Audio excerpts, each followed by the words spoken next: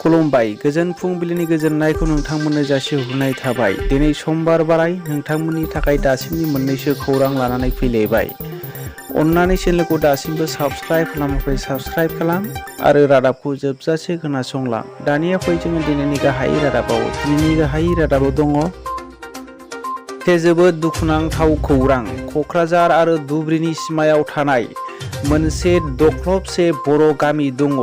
बिथांमोनहा खौरांगिरिफोरनि सिगाङाव बेबायदि दुखु फोरमायदों। सोर जोंखौ अनसायबावगोन? सरकारनो खबर हरसेयावबो खौरां हरसेयावबो दासिमबो जोंखौ खबर लाफैयाखै होननानै बिथांमोनहा बुंदों।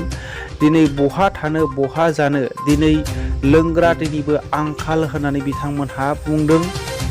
दिनैसिमबो मण्डलनोबो खौरां हरबाय, दिनैसिमबो मण्डलाबो रिप्लाइखौ होफिना होननानै बिथांमोनहा बुंदों। दिनै लोंग्रा दैनि थाखायबो आंखाल दं। गथ' गथायफोरखौ बहा दोनगोन?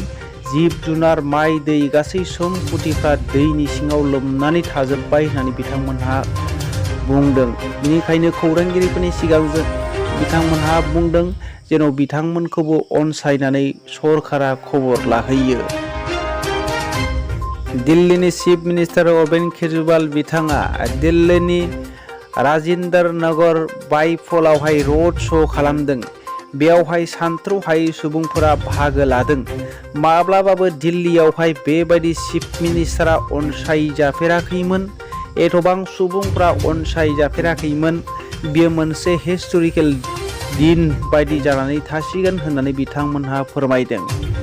मिथिनो मोननाय बायदिब्ला जोंनि भारत हादरावनो बयनिख्रुइ साबसिन स्टेट महरै मिथिनो जानाय जाबाय दिल्ली स्टेटआ होननानै जों मिथिनो मोननाय जायो। गासै सावस्रि बिफान आरो सोलोंथाइ बिफाना जोंनि भारत हादरनि गेजेराव दिल्ली रायजोआनो साबसिन जाबाय होननानै जोङो खौराङाव मिथिनो मोननाय जायो। निसि प्रमद बर'आ दिनै बानाजों लोमजानाय भुगिनांनाय सुबुंफोरखौ नायगिदिंहैदों। बिथाङा खौरांगिरिफोरनि सिगाङाव बेबायदि बुंदों। बिथांमोनहा खबर मोननाय लोगो लोगोनो उसुबिदा मोनदों। बेबायदि खबरखौ खोनानाय लोगो लोगोनो बिथांमोनहा नायगिदिंहैदों जेन' जानाय लोंनाय जेबो उसुबिदा थासारियाव जाया आरो गासै रिलिफनि सुबिदाखौबो होगासिनो दङ होननानै बिथाङा बुंदों। आरो सासेबो सरकाराव थानाय MLA, MCLA, EM, GMफ्रा सासेबो जिरायनानै थायाखै होननानै बिथाङा बुंदों। आरो सिगां सरकाराव थानाय सुबुंफोरा MCLA, MLAफ्रा बेबायदि मावफेराखै होननानै बिथाङा खौरांगिरिफोरनि सिगाङाव बुंदों।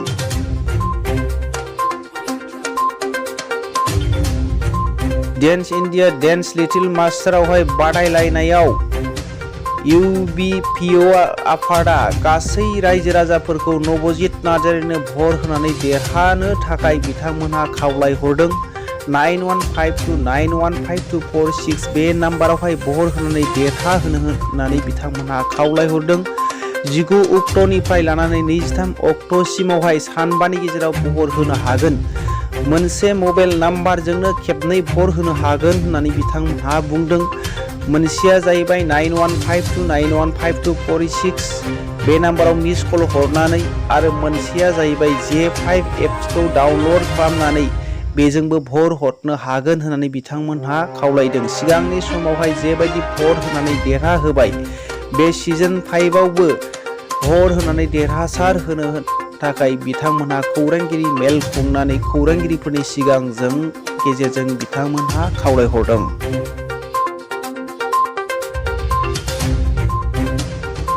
खौरां गंसे उरां जाहाजा मासे दाउसिनजों सौग्रावलायनानै हरखाबै अर नांदों। मिथिनो मोननाय बायदिब्ला बेयावहाय गासै 185 सुबुंफ्रा दावबायदोंमोन। बे स्पाइसजेट उरां जाहाजा बिहारनि पाटनानिफ्राय लानानै दिल्लीसिम दावबायलांदोंमोन। बे समावनो हरखाबै मासे दाउसिनजों सौग्रावलायनानै हरखाबै अर नांदों होननानै जोङो मिथिनो मोननाय जायो। दा बेयावहाय हरखाबै गाहायाव नामायनायनि जाहोनावहाय आरो हरखाबै अर खामग्राफोरखौ खौरां हरनायनि उनावहाय खोमोरनो हानाय जाबाय। बेयावहाय सासेबो सुबुङा जिउ खहा जायाखिसै होननानै जोङो मिथिनो मोननाय जादों। मोनसे दुखुनांथाव खौरां। जरहाट जिल्लानि मर'यिनि सेलिंहाट पुलिस थानायावहाय सासे पुलिस अफिसारा गावनि सार्भिस पिस्तलजोंनो गावखौ गावथारनानै लादों। बिनि मुंखौहाय बुपिन दिहिंगिया। बिनि न'आ उत्तर लखिमपुरावमोन होननानै मिथिनो मोननाय जादों। मिथिनो मोननाय बायदिब्ला सानथामसोनि सिगांसो गोदानै पस्टिं जादोंमोन सिलिङा पुलिस स्टेशनाव होननानै मिथिनो मोननाय जादों। दुखुनि बाथ्रा, गोथै देहाखौ गावनि थाग्रा क्वार्टारावनो मोननाय जादों। मा जाहोननि थाखाय गावखौ गावथारनानै लादों बेखौ दा जरहाट पुलिसा नायबिजिरगासिनो दङ होननानै जोङो मिथिनो मोननाय जादों। बेजों लोगोसे दिनैनि रादाबा एसेनोसै। रादाबखौ जोबनायसिम खोनासंनायनि थाखाय बयनिसिमबो रोजा साबायखर थाबाय। जै बर' हारिनि जै।